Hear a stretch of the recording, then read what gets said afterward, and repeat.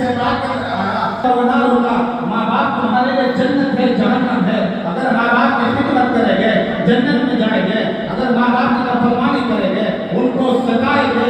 آپ زندگی بھر نمازیں پڑھتے رہے, آپ زندگی بھر مسجدوں کے اندر سجدے کے اندر اپنے ماتھے کو رگڑتے رہے اور ماتھے پر سجدوں کا نشان ہو جائے. یاد رکھنا ایک شخص کے بارے میں آتا ہے وہ بیت اللہ کے مینار کو پکڑ کر رو رہا تھا اور رو رہا تھا, چلا رہا تھا. کسی نے پوچھا کیا بات ہے, کیوں رو رہا ہے, کیا بات ہے, اتنا کیوں روتا ہے؟ اس نے کہا مجھ سے بہت بڑا گناہ ہو گیا, مجھ سے بہت بڑی غلطی ہو گئی. پوچھا کیا غلطی ہو گئی؟ کہا میں نے اپنے ماں باپ کو ستایا ہے, میں نے اپنے ماں باپ کی نافرمانی کی ہے. فرمایا کہ خبردار کو کم وقت تو کہاں آیا ہے؟ تو بیت اللہ کے اندر آیا تاکہ تمہیں جنت مل جائے. جنت کو اللہ تبارک و تعالیٰ نے, اللہ کے نبی علیہ السلام نے فرمایا جنت کا دروازہ باپ ہے اور ماں کے قدموں تلے جنت ہے. تو جنت کو ٹھکرا کر مسجدوں کے اندر جنت تلاش کرتا ہے, تو جنت کو ٹھکرا کر بیت اللہ کے خلاف کو پکڑ کر جنت تلاش کرتا ہے. جنت کو تیرے باپ تیرے رب نے, جنت کو تیرے نبی نے تیرے ماں باپ کو بنا دیا ہے. ان کی خدمت کر, ان کو راضی کر. اگر وہ بڑھاپے میں ہے, اگر جوانی میں ہے, ان کے کاندھے سے کاندھے ملا کر ان کی خدمت میں لگ جائے. اور قرآن کریم کے اندر اور بھی بہت چیزیں بیان کی گئی. ہم نے تو قرآن کریم کو کس چیز کا درجہ بنا دیا؟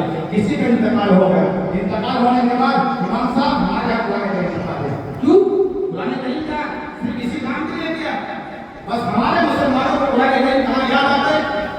میں بھی 3-4 سال ہو گئے مدرسے سے فارغ ہونے کے بعد مسجد میں امامت کر رہا, میں نے بھی دیکھا اور میں اور بھی جگہ کا حالات دیکھے ہیں. میں دلی میں پڑھا کے وہاں بھی دیکھا میں نے کہ قرآن کریم میں جب یاد آتا ہے ہمارے کہ کسی کا انتقال ہو جائے کہ ہمارے گھروں پہ قرآن کریم, چاہے قرآن کریم کو پڑھا دیا, قرآن کریم کی تلاوت کرا دیا.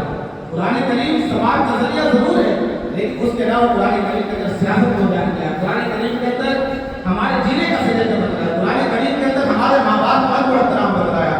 یہی وہ قرآن کریم ہے کہ جس کے بارے میں حدیث پاک کے اندر آیا فضل کلام اللہ علی سائر الکلام کفضل اللہ علی خلقہ. جیسے اللہ تبارک و تعالیٰ پوری دنیا کے مالک ہے, پوری دنیا کے بادشاہ ہے, ایسے ہی اللہ کا کلام تمام کلاموں کا بادشاہ ہے.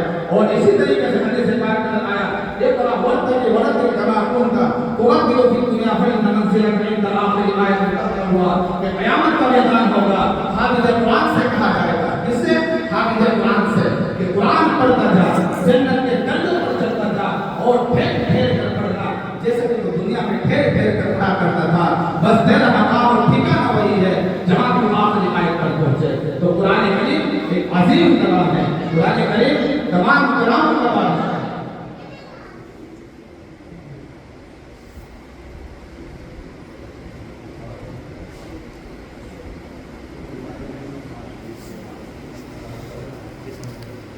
محترم حضرات, قرآن کریم کا ایک عظیم کلام ہے. قرآن کریم یہی وہ قرآن کریم تھا.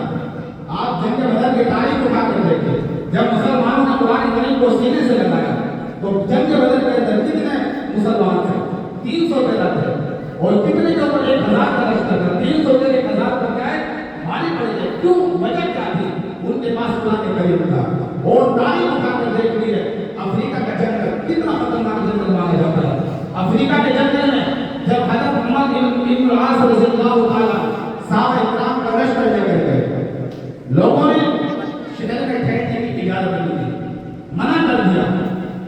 کہا کہ تم کون لوگ ہو؟ جب شروع میں دین پھیلا بھی تو لوگوں نے دین کا مذاق بنایا. آپ کو علیہ السلام کی تاریخ اٹھا کر دیکھ لیجیے کہ 950 سال تبلیغ کی, لوگ ایمان لے کر نہیں آئے, لوگوں نے مذاق بنایا. تو اسی طریقے سے جب صحابہ کرام کے مقدس جمع افریقہ کے اندر پہنچی, لوگوں نے منع کر دیا آپ کو ہم شہر کے اندر پھینک نہیں دیں گے. عمر بن العاص رضی اللہ تعالیٰ اپنے قافلے کو لے کر جنگل کی طرف گئے. لوگوں نے مذاق بنایا, یہ لوگ بیوقوف ہیں, یہ جنگل ہے, یہاں خطرناک جانور رہتے ہیں. لیکن ان کو کیا پتا ہے یہ جانور کس کے غلام ہیں؟ یہ رب کے غلام ہیں. یہ جانور کس کی مخلوق ہے؟ یہ اللہ کی مخلوق ہے. اور صحابہ کرام کس کے دین کو لے کر آئے ہیں؟ کس کے پیغام کو لے کر آئے ہیں؟ رب کے پیغام کو لے کر آئے ہیں.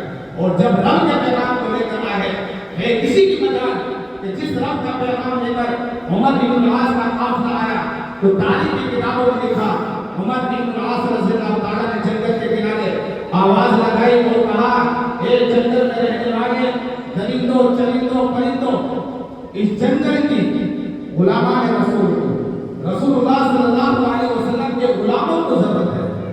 تو تاریخ کی کتابوں میں لکھا وہ ایک آواز تھی، ایک ٹولی تھی، ایک بم بارود تھا کہ جب جنگل کے جانوروں نے ان کی آواز سنی جنگل خالی کا خالی نظر ہو گیا.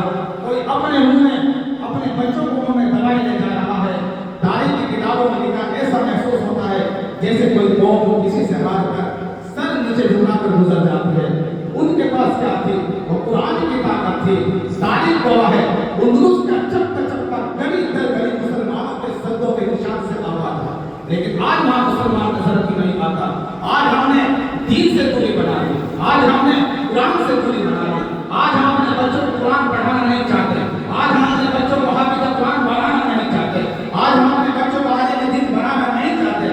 آپ بعض لوگوں کا ذہنیہ ہوتا ہے، بعض لوگوں کی ذہنیت کیا ہوتی ہے، میرا بچہ اگر عالم بن جائے، میرا بچہ اگر حافظ قرآن بن جائے، وہ کہاں سے کھائے گا؟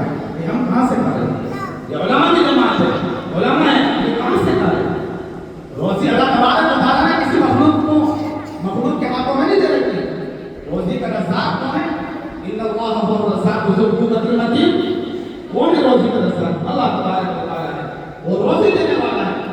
اکثر و بیشتر طبقہ یہ سوچتا ہے کہ اگر میں نے اپنے بچوں کو حافظ بنا دیا، میں نے اپنے بچوں کو عالم بنا دیا، میرا بچہ کہاں سے پائے گا؟ بھائی جو رب پیدا کرتا ہے وہ پیدا کرنے سے پہلے ہماری روزی کو اتار دیتا ہے. جب رب نے ہمارے باپ کو روزی دی، ہماری جو قسمت میں ہو وہ ہم کو ملے گی، آنے والی جو ہماری اولاد ہے ان کی قسمت میں جو روزی ان کو ملے گی. تو یہ سوچ، یہ ذہنیت ہمیں نصاب دینی چاہیے. ہمیں یہ عہد کرنا چاہیے کہ ہمیں دین کی خدمت کرنی ہے اور ہمیں قرآن کریم کو سمجھنا ہے. قرآن کریم کو پڑھنا بھی ہے، قرآن کریم کو سمجھنا بھی ہے. اس کے ترجمے کے ساتھ قرآن کریم کی تلاوت کرنی، اپنے گھروں کے اندر صبح اٹھ کر قرآن کی تلاوت کرنی چاہیے، صبح اٹھ کر قرآن کریم کو پڑھنا چاہیے. تو یہ نوجوان طالب علم ہے، بڑی خوشی ہوتی ہے. یہ آپ کا آنے والا مستقبل ہے، آنے والا آپ کا مستقبل ہے. آپ کے گاؤں کے اندر پہلا حافظ قرآن بچہ ہے اور انشاءاللہ چند مہینے کے اندر، 4-5 مہینے کے اندر تقریباً آپ کے گاؤں کے اندر، آپ کے گاؤں کی سرزمین پر، آپ کے گاؤں کی بستی کے اندر، آپ کے محلے کے اندر پہلی مرتبہ زندگی میں 8 بچے حافظ قرآن ہونے والے ہیں. انشاءاللہ جلد ہی اس کے بارے میں تقریباً مارچ یا اپریل کے اندر جلد سے تیاری کرنی ہے. انشاءاللہ آپ لوگوں کو آپ کے گاؤں کے اندر 8 بچے حافظ قرآن بنانا اتنا آسان نہیں ہے. یہ 2.5-3 سال کی وہ محنت ہے، وہ جد و جہد ہے. وہ رات کی نیندیں خراب ہوتی، وہ صبح کا چین کھویا، وہ گھروں میں جا کر 2 دن کی چھٹی پر گیا، 1 دن میں واپس آ گیا، عصر کی نماز کے لیے گیا، ظہر میں واپس آ گیا، ظہر میں گیا تو دن کے دن واپس آ گیا. کبھی صبح کی تو کبھی شام کی، کبھی رات کے تنہائی میں سوائے نہیں، صبح اٹھ کر بچوں کو محنت دیکھی. تو یہ تمام ہمارے اساتذہ کی دعا ہے، ہمارے ماں باپ کی دعا ہے اور ہمارے بڑوں کی دعا ہے. تو انشاءاللہ چند مہینے کے اندر آپ کے درمیان آپ کے گاؤں کے اندر تقریباً 8 بچے حافظ قرآن ہونے والے ہیں. تو محترم حضرات، میں اب بڑے کو احترام کے ساتھ اپنے دعا کو شروع کرنے کے لیے اپنے استاد محترم حضرت مولانا مفتی صاحب مدرس العالی شیخ الحدیث جامعہ احمد العلوم خانپور، نائب محتمم جامعہ احمد العلوم خانپور کو بڑی